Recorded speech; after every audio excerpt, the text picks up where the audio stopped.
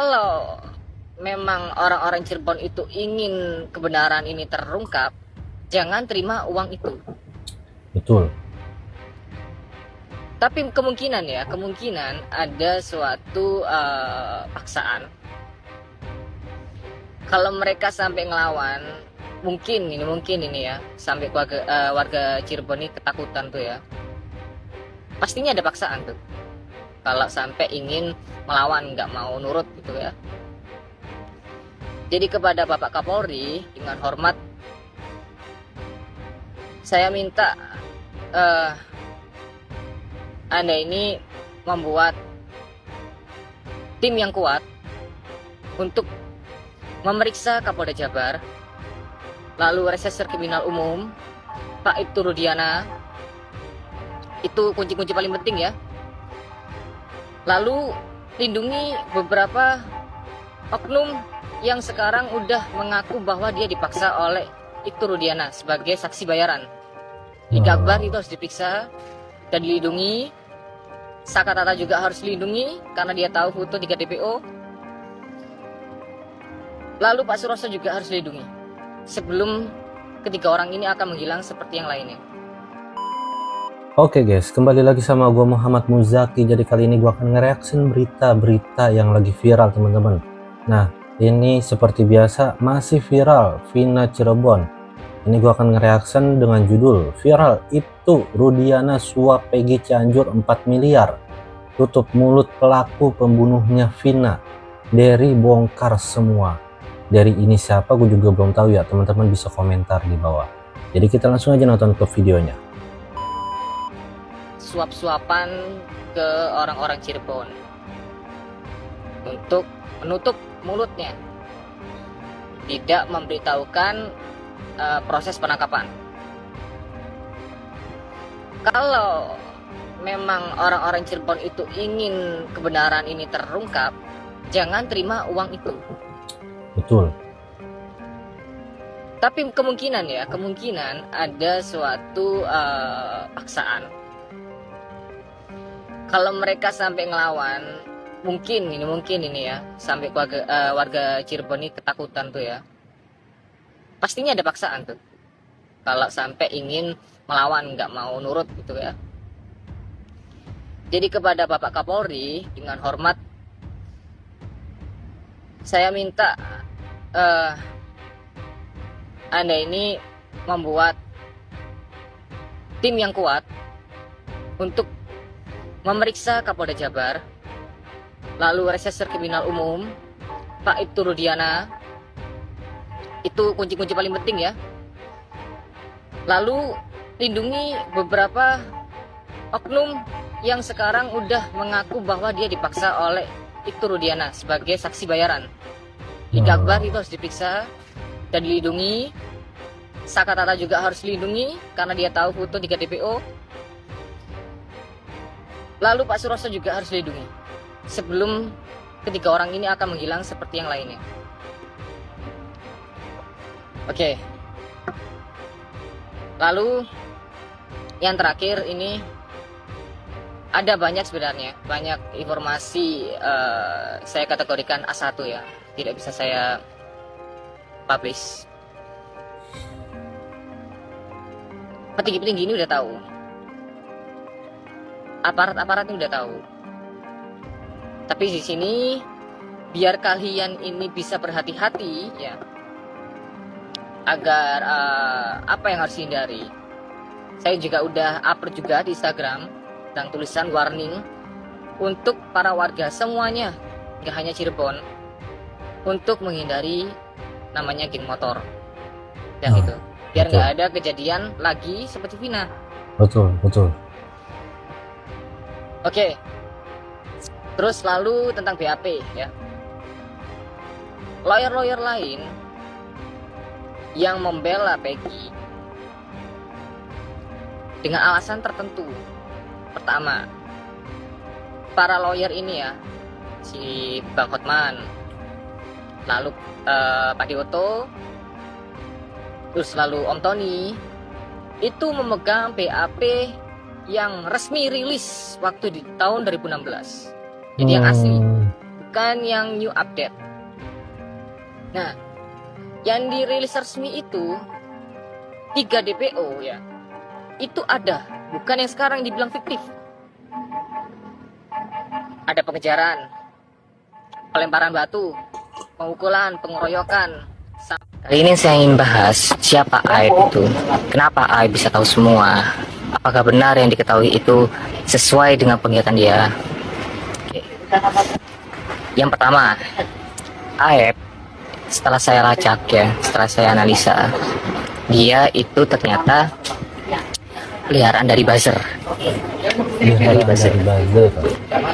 Lalu, kenapa dia menunjuk kepada terpidana yang sekarang ditangkap itu, yang dinyatakan tumbal itu?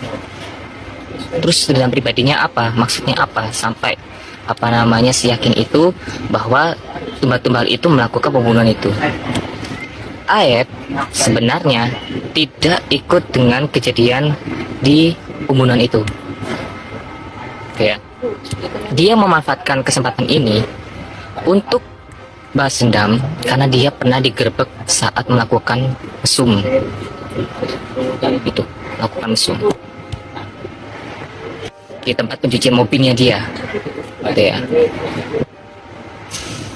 Jujur saya saya nunggu si Aib untuk itikat baik ya, itikat baik menarik pernyataannya bahwa dia itu berbohong, tapi tidak kunjung dilakukan.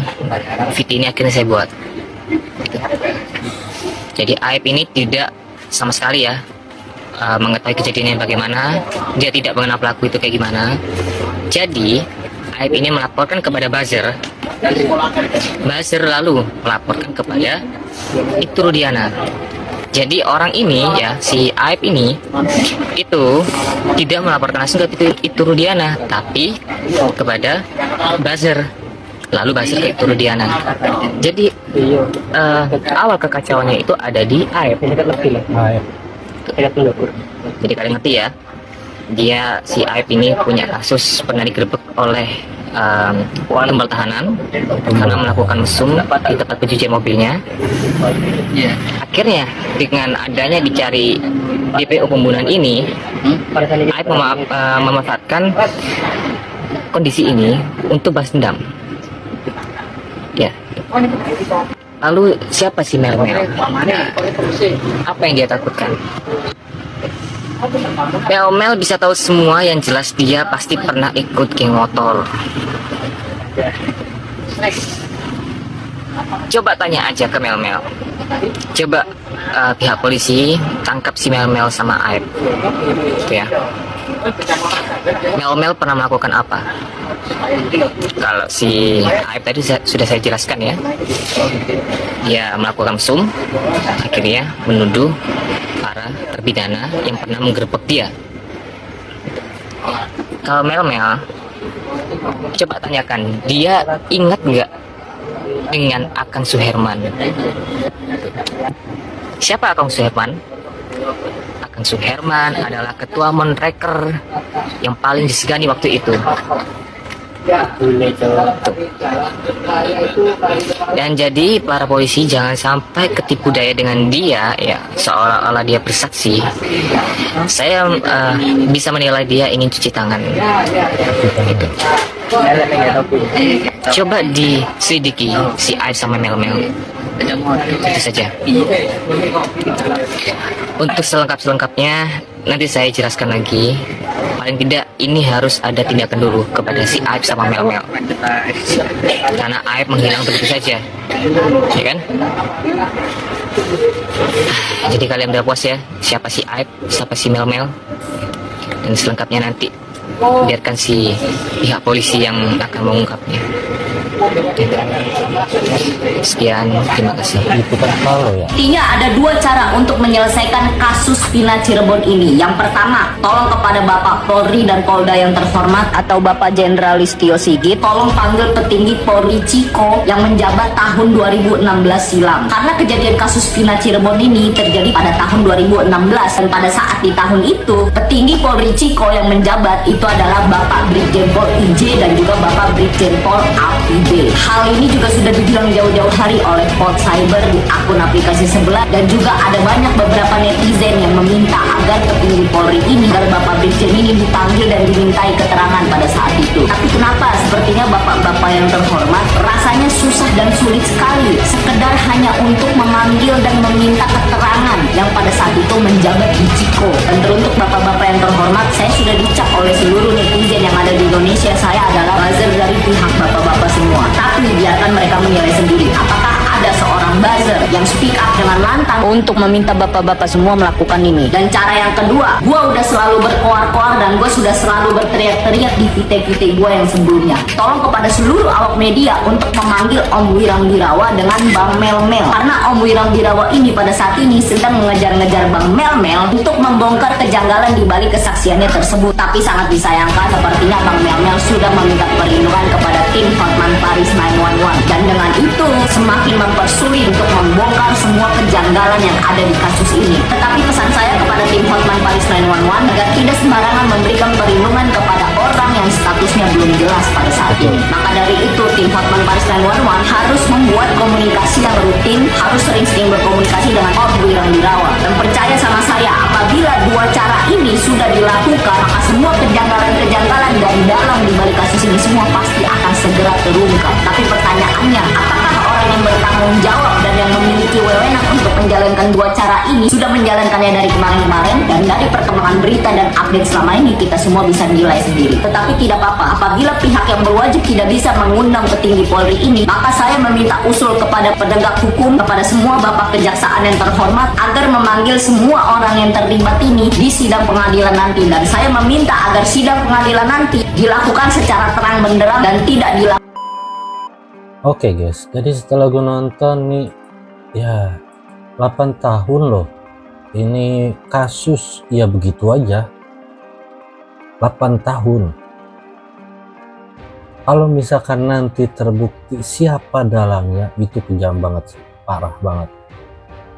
Jadi begitu teman-teman. Nah, ini video yang gue ambil dari judul viral itu Rudiana suap PG Cianjur 4 miliar, suap PG Cianjur 4 miliar, tutup mulut pelaku pembunuhan Vina dari bongkar semua.